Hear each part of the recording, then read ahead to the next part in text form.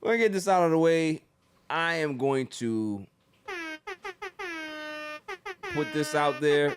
Shouts to Dame Lillard and the Portland Trailblazers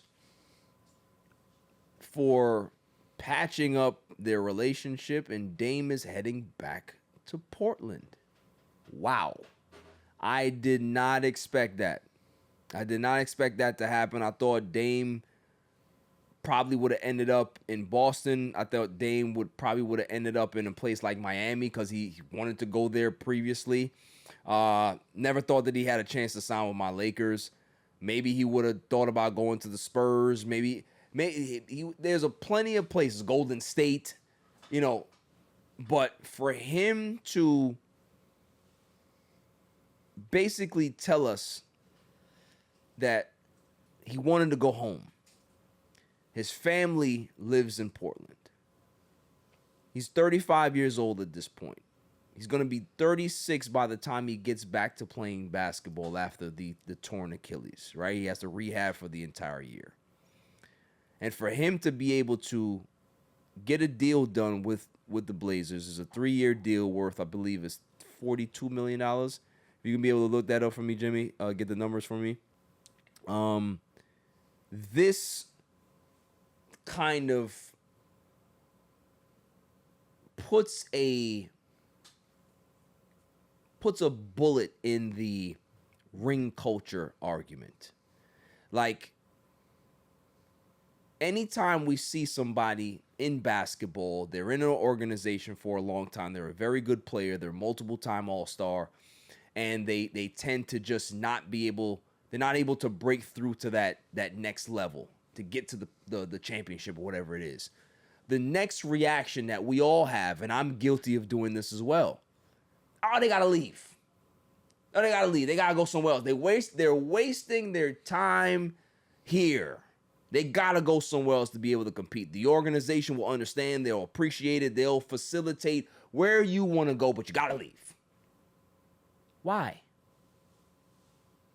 We just seen how a player got sucked into the ring culture pressure and told his organization a few years ago, yeah, maybe it's time for us to be able to facilitate a trade and have me go somewhere else. He goes to Milwaukee, and he wasn't bad in Milwaukee, but did they live up to the expectation between him and Giannis in Milwaukee? No, they didn't. Plus, they hired the dumbest coach in the NBA, and that didn't help matters, right?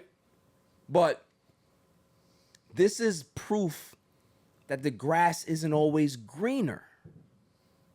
Sometimes being comfortable and being entrenched in where you are matters more than chasing something that may not fulfill you as a player.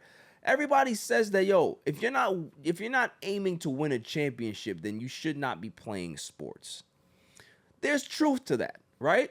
But there's also truth in being able to be comfortable where you are, where you want to be, and where you're going to be the most happy. You can go out there and go win 7 championships. What if you're not happy doing that?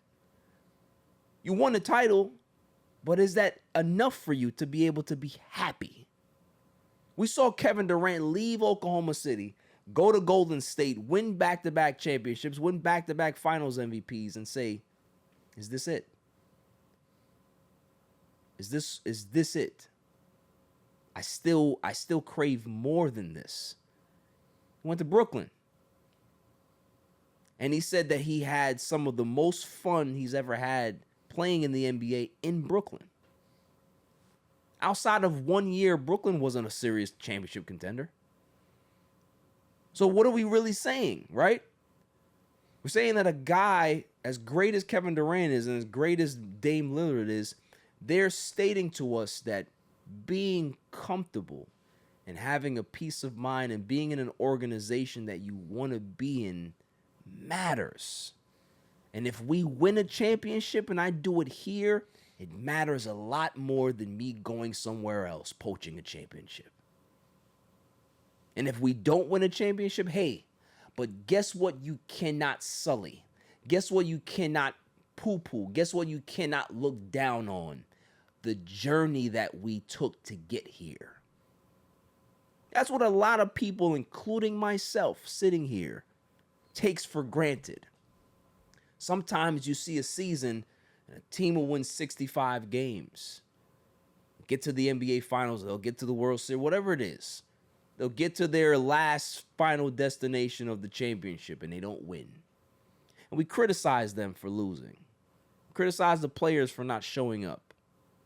But what about the journey that team went on that season? What about the fan base of how good they felt? The ebbs and flows of that season, how it materialized. And you put these seasons together. You put 5, 6, 7, 8, 9, 10 seasons like that together. And it paints a story of a team that was at the precipice of winning a championship and got close but couldn't cash it in. But does that mean that team was a failure? No. Hell, I can remember, and we're going to talk about this. This is a perfect segue, obviously, but not right now. But I can remember vividly most of David Wright's greatest moments as a Met. Most of those moments came in seasons that they didn't do well. I remember those. I remember these milestones. I remember these moments that he had. And I remember the journey that we went on in 06. And we lost to those godforsaken Cardinals in Game 7. Yadier Molina, I still don't forgive him. Every time I see him, I get mad. Adam Wainwright as well. He was a rookie. I couldn't take him. That cutter that he threw to Beltran was awful. I still remember it. But it's those things is what I'm saying. The journey of 06, that team with John Valentin at second base, Carlos Delgado at first, Beltran in second in our center field, David Wright holding it down at third. You had Jose, all of these things, right? These are parts of the story of David Wright. Did he win a World Series with the Mets? No. Did he get close? You're damn right he did. But he's still our guy, and we're still going to be able to put him where he belongs. And the journey of his career makes it feel a lot more special that he stayed his entire career with the Mets. That's what sports is supposed to be about. It's not supposed to be about ring culture. It's not supposed to be about, well, you only got one. You know how many greats in baseball don't even have that? Barry Bonds is the greatest baseball player I have ever seen. That's no exaggeration. He's the only guy that's in the 400 club. He's the only guy in the 500 club. There's nobody else. He's the greatest baseball player I've ever seen. You know how many World Series Barry Bonds got to? 2. You know how many he won? 0. Does that matter to me? No. Because I remember most of his highlights. I remember most of his milestones. I remember that 2001 season like it was yesterday. Those are the moments as fans that we remember. As a Laker fan, I can tell you I've enjoyed multiple championships, yes. But most of the moments that I think about are not in those championship finals. It's outside of it. So the journey is a lot more important sometimes than the championship. So I applaud Dame Lillard. I applaud him for realizing I never wanted to leave. I wanted to stay right here. And sometimes the pressure of leaving makes you make decisions that you don't want to make, and it takes something to happen for you to realize that I never wanted to leave in the first place. Because who's to say if Dame doesn't tear his Achilles and he's not waived by the Milwaukee Bucks, that he decides to go back home. So sometimes things have to happen for you to gain perspective.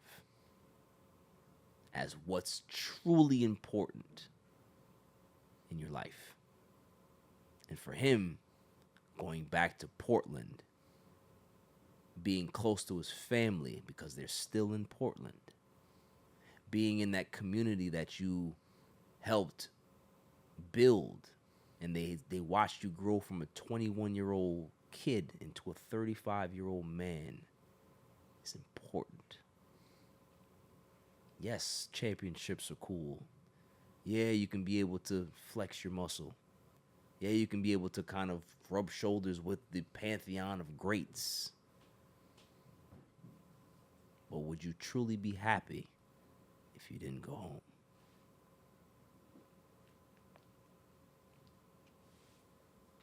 It's pretty good. That's all I'm saying. You know, sports is a lot more than titles. It's important. I think titles puts an exclamation point on your career. But I don't think it should define your career. I just don't. You know, people might disagree with my opinion. So what? This is my opinion, is that you have baseball players out there, and let's just think about a guy like Derek Jeter. Would Derek Jeter still be a first ballot Hall of Famer if he never had a championship? No. He's like, in your opinion, like arguably like one of like the most overrated players of all time. You think so? No, I'm just saying as a topic. Like a consensus? Yeah. I don't know, but that's the thing though. I think that if you take away the championships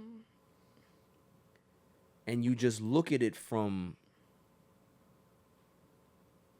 a macro level, right? 3,000 hits. Yeah. Over 300 batting average. He had 200, I think he had over 250 stolen bases.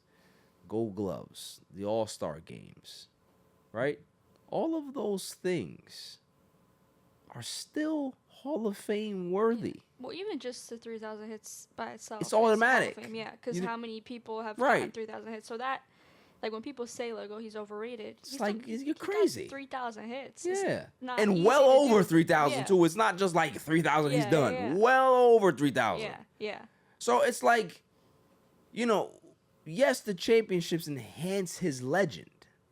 The moments in the playoffs enhanced his legend. Mr. October, right? Like we understand those things. Mm-hmm.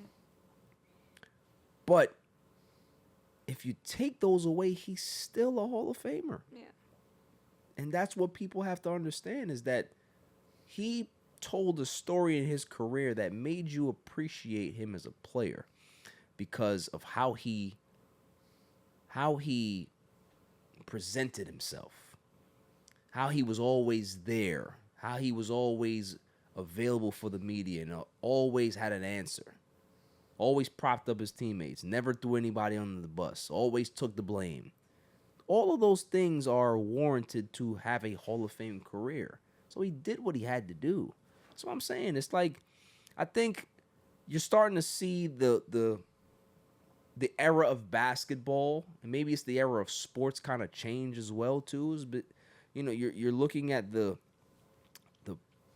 maybe we're in the post LeBron era of guys saying, "Hey, we're treating this like employee to employer relationship. If I'm not happy, if I don't like the way things are going, then I'm just gonna look for another job, find a place to go."